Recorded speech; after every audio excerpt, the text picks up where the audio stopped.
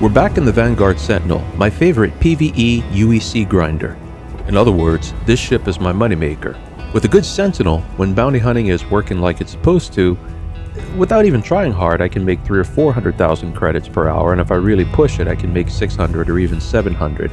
Though since the last patch, bounty hunting has been pretty buggy, with some targets never showing targeting icons, long waits for missions to show up in some systems, and other systems requiring cruises of up to 900 kilometers, with no jump points to speed up approaching the target.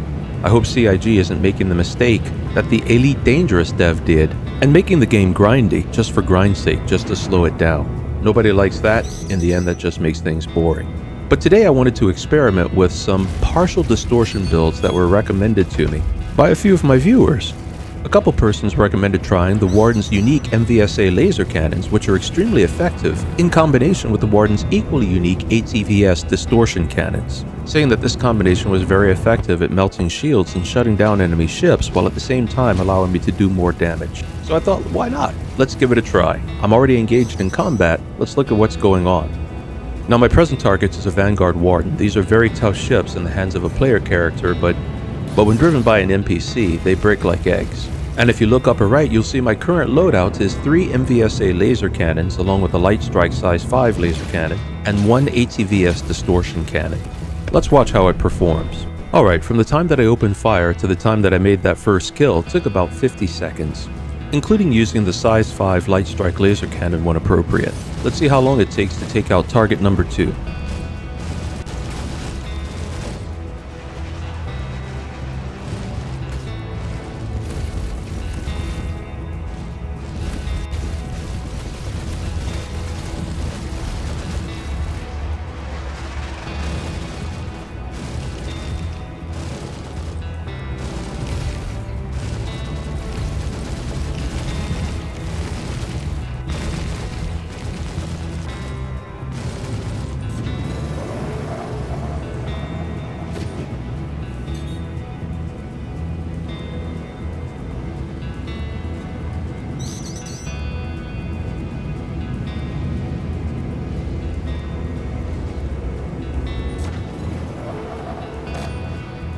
You can see already that Anvil Hurricane is giving me some payback, and the 1 ATVS distortion cannon mounted on my Sentinel's nose doesn't really seem to be impressing him. It's not doing anything to shut down his power. It doesn't seem to be having any particular impact on his shields either. Now I'm not aiming to fly all that fancy here, I'm just aiming to test out the power of these guns, so mostly I just want to hit this guy and see what happened. But even when I dump everything on him, including the Light Strike, I'm sorry, but this just seems to be a particularly ineffective build. It's taken quite a while to melt his shields, and I'm not seeing nearly as much damage build up as I would like to see. Now I would attribute this to the unusual nuances of Star Citizen's game dynamics. Maybe there is some calculation dynamic that has not been made public knowledge, where when you add a single ATVS to a loadout of MVSA laser cannons, perhaps also in combination with a Light Strike, you just don't get the effectiveness you should see. Because honestly, the ship is still carrying the majority of its firepower, and we should see more damage happening than we are, but we just aren't. Alright, we finally killed it, and that itself was a lengthy battle, taking over a minute to wipe out one target. My rule of thumb when I'm grinding credits is a kill should not take more than 30 seconds, and preferably only 10 to 15. Our last target in this group is a Valkyrie, and they're nimble and aggressive in general, but they don't hit very hard. Also, with a good distortion loadout, it's very easy to peel away their shields and shut down their power. Let's see what happens with only one ATVS distortion cannon. He's still a bit out of range, so while I close, I'm going to soften up his shields by hitting him a few times with a Light Strike 5. And as soon as we're in range, we're going to open up with smaller laser cannons and the distortion cannon. You can see his shields are taking a pummeling, but honestly, it's not nearly as fast as I would like to see. We aren't seeing the melting away of shields that I would like to see, that we normally see with a more dedicated loadout.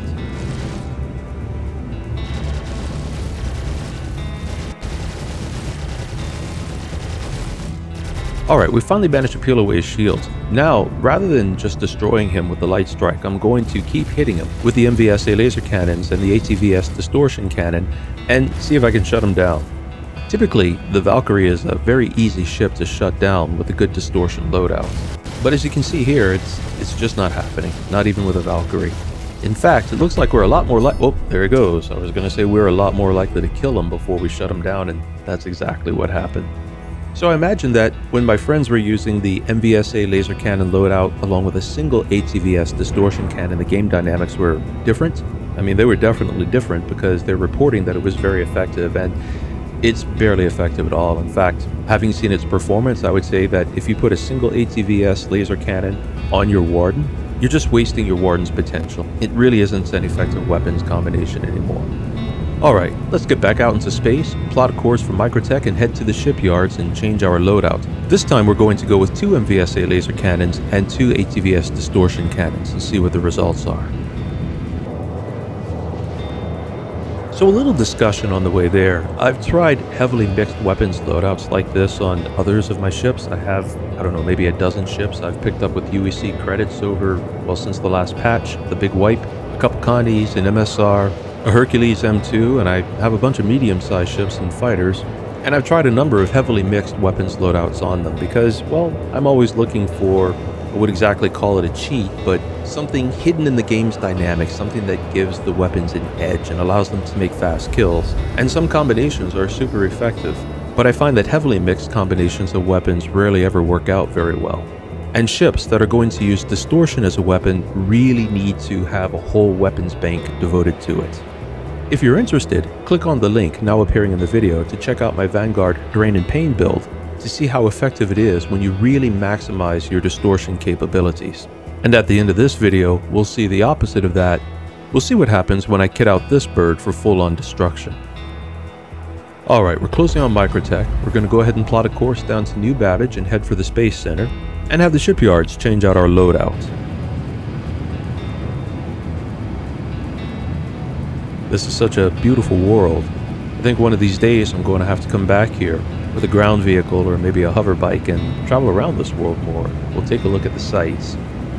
But, like the far north, Microtech is beautiful, but it has some wild weather. So I hope one of these days they implement some cabins and some campfires. We're almost to the spaceport, so let's go ahead and land. Okay, we'll pass over landing and changing out the ship's loadout and get back into space so we can check out the action. I have my MFDs once again set up the way I like them. I do wish CIG would cause the Sentinels to remember their MFD settings. I hate that I have to reset them every time I get up. You have to reset them, reset the weapons every time you get up, or turn off the ship's power for any reason whatsoever. It's a minor nuisance, but it's an unnecessary nuisance. It's one more little thing that makes me wonder, is this just something that's yet to be addressed, or is this intentional grind? CIG, if you're listening, please do not put intentional grind into Star Citizen. It's one of the things that ultimately killed Elite Dangerous. Nobody found it fun. Focus on depth of content, not grind, please. Okay, I'd flown over to the Crusader system to pick up a mission, but the missions in Crusader are really buggy right now. Now, not only are some targets not even showing icons, but they aren't even showing up on radar. Sometimes, in fact, they're invisible and you just see weapons firing at you out of nothing. So I quantumed over to the Hurston system and picked up another very high-risk mission. We'll just test fire the weapons and make sure they're good to go. In the thick of a fight is not the place you want to be, and suddenly realize that you haven't set up your weapon fire the way you want. Oh, which reminds me, CIG, if you're listening, please give us more configurable fire groups than 2. This is ridiculous. Weapons could be used so much more efficiently, with much better finesse of elements such as trigger discipline, if we had more fire groups to select between. I mean, these are ships in the year 3000. Really? 2 fire groups? Alright, back to business. So I don't intend to shoot a missile here, I'm just locking the target to aggro them. I want to pull them away from those big asteroids to me, and when you lock them, they tend to come rushing out at you. I don't care about the missiles that he shot at me. Dropping decoys in groups of 3 pulls away enemy missiles almost 100% of the time. Once again, I'm going to open up with everything I have because I want to see how fast and effective this weapons combination is. You may notice we melted the shields off of that Warden almost instantly, which means that while one ATVS cannon, at least in the current game dynamics, is almost pointless, 2 of them together is very effective. However, as you're also about to see, they're not really effective in shutting a ship down, but they are effective in helping to melt away those shields. Let's go ahead and attack the next target and see what happens.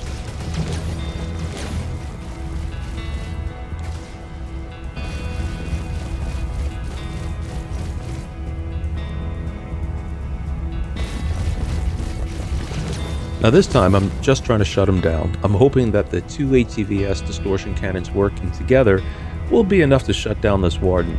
Really, NPC-driven Wardens, they're not tough ships. They are awesome in the hands of a player. With the NPCs, they're not tough ships, but even with two ATVS distortion cannons, it just can't shut down the Warden. We killed him quite definitively with the two MVSA laser cannons. That was plenty. But the two ATVS distortion cannons by themselves were simply not enough to take away his power. Mark number 3 is a Hurricane, and Hurricanes tend to present more trouble for some players. They really aren't that difficult to kill. The problem is, I mean, though they are technically heavy fighters, they're a small heavy fighter. They're not as big or tough as even a Warden, but they do make good use of their turrets. But once again, I'm focusing on using my small laser cannons and distortion cannon to see if I can shut this guy down. I don't want to just kill him. It would be easy to kill him. I want to see if I can shut him down. Watch what happens. I've melted away his shields, and I've done some damage to his bow.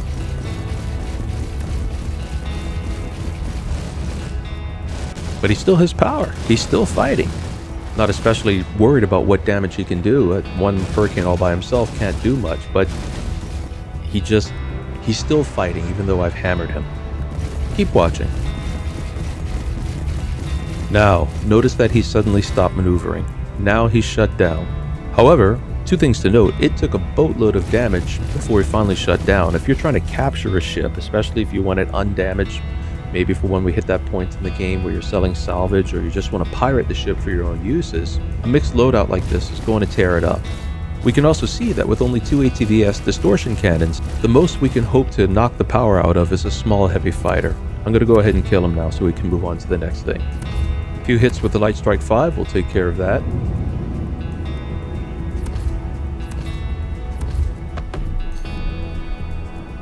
And on to the next mission.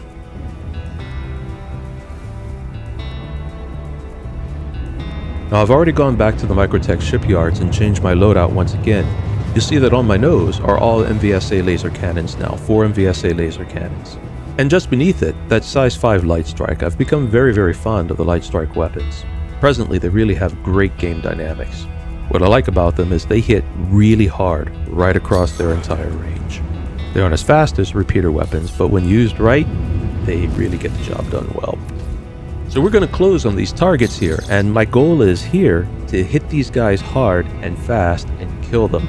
And take note how effective this is with a full destruction loadout. As you'll see, it's only going to take seconds per target with this loadout. We're not going to have to play with these guys. We're not going to have to dance with these guys. I mean, if you're wanting to dance in combat, you go and do some PvP, or you take a very light fighter and you do some PvE, but if you're just trying to grind credits for money for whatever your next project is, then you just want to kill the marks and get the job done. And with a dedicated loadout, that is so much more effective. What I mean by a dedicated loadout is all the weapons don't have to be the same. You could have a blend of repeaters or ballistics or laser cannon or mass drivers or whatever, or you could be focusing on distortion, but a dedicated loadout is going to approach combat with a certain strategy and focus on doing that strategy very well. A distortion ship is going to focus on knocking out the enemy's power before destroying him, and a destruction ship is just going to focus on destroying him. Either one works beautifully, but I find the blends don't mix. They just don't do well. Using a full destruction loadout here, 4 MVSAs and a Light Strike 5, I took out that last mark in a grand total of 4 seconds. Alright, let's go hit the next target. By the way, when you saw me locking a missile on that last target, I never shot a missile at him. Mostly I use missile locks to aggro the bad guys. If I want to turn one who's running away around, or if I want to pull one away from the main group, I'll aggro them with missiles, and almost always they'll come rushing right in.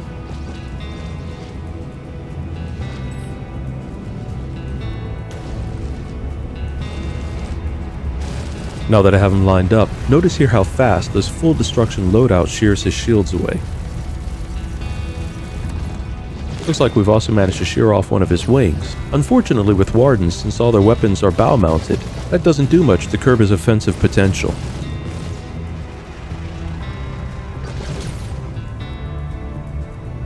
There's a little desyncing going on here, causing a lot of shots to miss. Alright, 28 seconds to take out that Warden. There were some desyncing errors there, which caused it to take a bit longer. Some of the shots weren't landing, but 28 seconds to take out a Warden with a full destruction load. Not bad. Let's go hit our last target.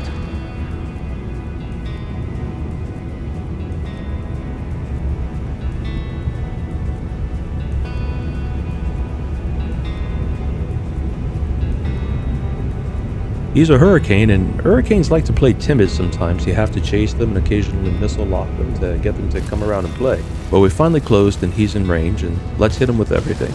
Just like the last two.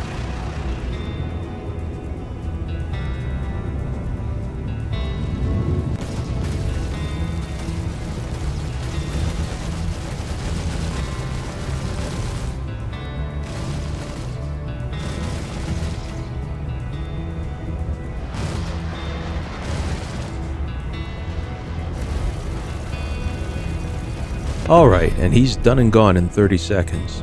As you can see from this demonstration, an all-destruction loadout is extremely effective. And if you took a look at my video on the Vanguard Drain and Pain build, which has 4 ATVS distortion cannons along with a size 5 light strike, you'll have seen a distortion focus build is also very effective. The Drain and Pain build will effectively shut down the power of anything that it opens fire on within seconds.